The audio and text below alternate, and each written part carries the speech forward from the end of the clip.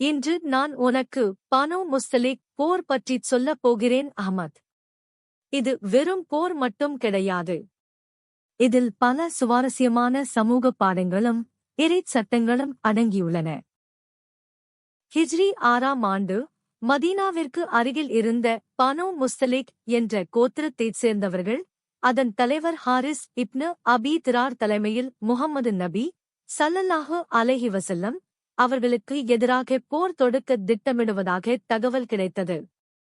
நபி ஸல்லல்லாஹு அலைஹி வஸல்லம் அவர்கள் வதந்திகளை நம்புபவர்கள் அல்ல.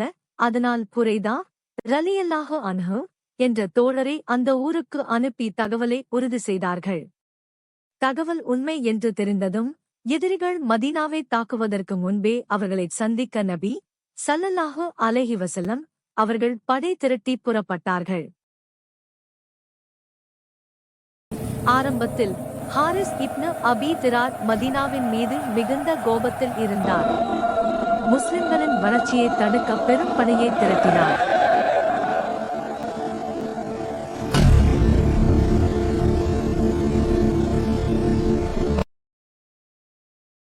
நபி ஸல்லல்லாஹு அலைஹி வஸல்லம் அவர்களுக்கு பனோ முஸ்தலிக் கூட்டத்தினர் போர் புரிய திட்டமிடுகிறார்கள் என்ற செய்தி வந்தபோது அது வெறும் வதந்தியா அல்லது உண்மையா என்று தெரியவில்லை.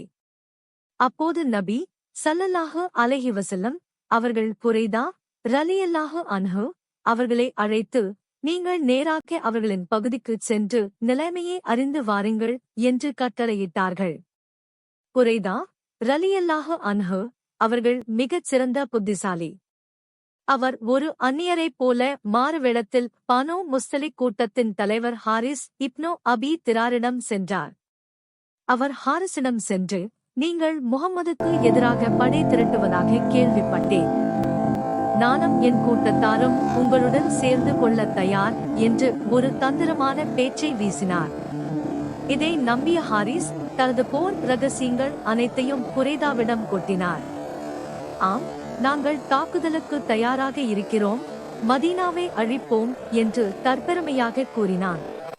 உண்மையை அறிந்து கொண்ட புரைதா ரலியல்லாஹு அன்ஹு அவர்கள் மின்னல் வேகத்தில் மதீனா திரும்பி வந்து நபி ஸல்லல்லாஹு அலைஹி வஸல்லம் அவர்களிடம் நிலைமையை விளக்கினார்கள். இதன் பிறகுதான் நபி ஸல்லல்லாஹு அலைஹி வஸல்லம் அவர்கள் தற்காப்பு போருக்கு தயாரானார்கள்.